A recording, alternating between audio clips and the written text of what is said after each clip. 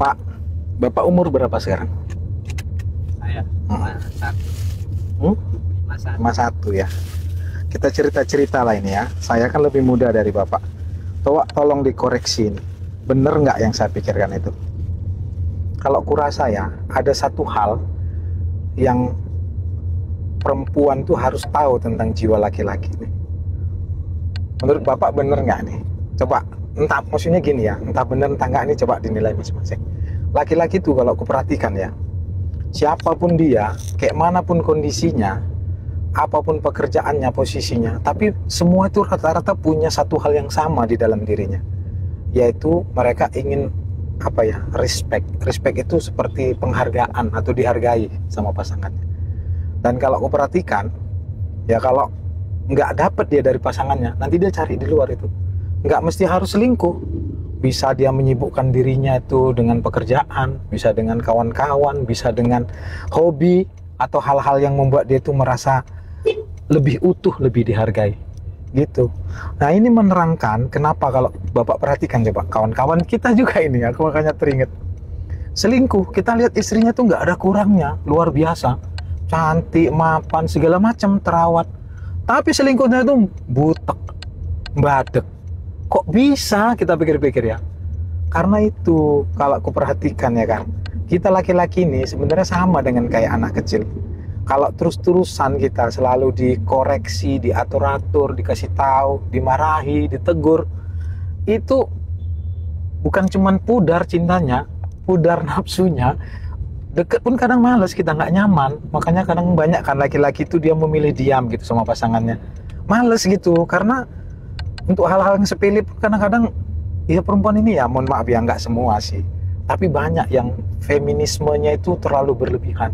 Karena dia menganggap ini wanita harus apa gitu kan, apalagi kalau dia udah merasa punya juga ada pekerjaan atau apa gitu, wah udah susah, dia harus pandai-pandai mengatur diri itu. Ya memang mungkin terdengar nggak adil ya, bagi wanita mungkin rasanya enak kali dia, kami pun capek, kami pun begini, kami pun itu gitu. Tapi itulah laki-laki itu uniknya, semakin dia dikerasi, semakin dia nanti cari jalan untuk meloloskan diri. Makanya kalau memang kita mau baik-baik aja, satu ini yang harus dipelajari. Apa coba? Ngomong yang lembut.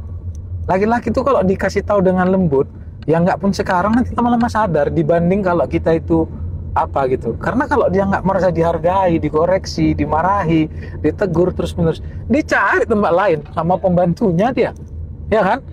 Butek-butek di pinggir jalan itu pun mau. Bapak tahu nggak cerita Sister Hong itu? Sister Hong itu ada, dia bukan pelacur ya, tapi dia itu sebenarnya laki-laki, dia nyamar jadi perempuan, tapi dia memahami seluk-beluk perasaan laki-laki itu yang memang pingin dihargai, diprioritaskan apa. Jadi meskipun dia kayak gitu tuh, ada ribuan orang yang berselingkuh dengannya, dari berbagai macam kalangan, dari berbagai macam derajat, dari yang mulai miskin sampai paling kaya, paling jelek sampai paling ganteng, tergila-gila sampai mau meninggalkan istrinya dan segala macam. Padahal apalah Sister Hong itu tadi gitu. Kalau dipikir-pikir orang-orang yang berselingkuh itu pun nggak ada kurangnya dengan istrinya gitu. Bisa aja nanti orang bilang itu memang nggak tahu diri, nggak tahu bersyukur, udah istrinya begini begitu. Tapi kalau begitu cara berpikirnya nggak selesai, ya kan? Ya sekarang ya memang macam mana, begitu pula sifat dasar laki-laki, walaupun rasanya nggak adil, belajarlah ya. Ini kadang-kadang perkara misalnya apa kan, banyak kita perhatikan itu kan memang dominan gitu. Masalah marah, Ando aja, Ando ini besok dikasih tau, besok dimarah lagi. Kita kan males sih hal kayak gitu, udahlah gitu. Atau minimal belajar dengan nada yang lebih rendah.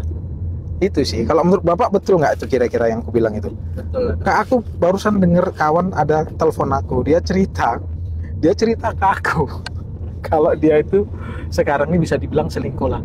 Dan sama siapa aku bilang? Dia bilang sama ini. Aku dalam hati, kok bisa ya? Istrinya itu loh lebih segala-galanya gitu dalam hatiku. Kok bisa dia selingkuh sama si Anu? Aku kenal juga gitu. Tapi setelah aku pikir-pikir, itu tadi memang. Kadang-kadang banyak perempuan-perempuan ini, dia lupa. Mungkin karena dia udah merasa istri, merasa ibu dari anak-anaknya, merasa berhak untuk ngomel ini, ngomel itu, ini, itu. Dia lupa kalau setiap laki-laki itu sebenarnya ada jiwa anak-anak di dalam dirinya. Yang gampang rapuh, gampang merajuk, gampang apa gitu. Kalau gak pandai di tatang-tatang. mungkin kesannya egois, ih enak kali dia, aku pun capek. Tapi kalau memang nggak gitu ya tambah hancur. Kalau dia nggak belajar, kalau dia sama-sama kerasnya gitu loh. Iya kan? Iya. Dalam rumah tangga memang selalu itu tidak pasti. Iya kan Pak? Gitu, aku dari tadi kepikiran aja itu. Ya kasihan, tapi mau macam mana lagi, itulah hidup pikirku. Aku tanya juga, kok sampai kayak gitu katanya. Ya macam mana, aku tuh nggak pernah di ngomong suara keras kalau sama ini, nggak pernah. Dia baik, dia lembut katanya. Ya kau tapi mikirlah, kamu macam mana pun kau udah punya anak segala macam, gue bilang.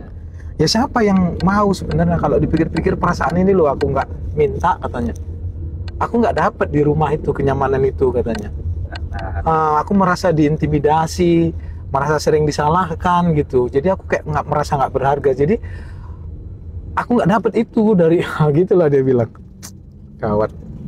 Bismillahirrahmanirrahim.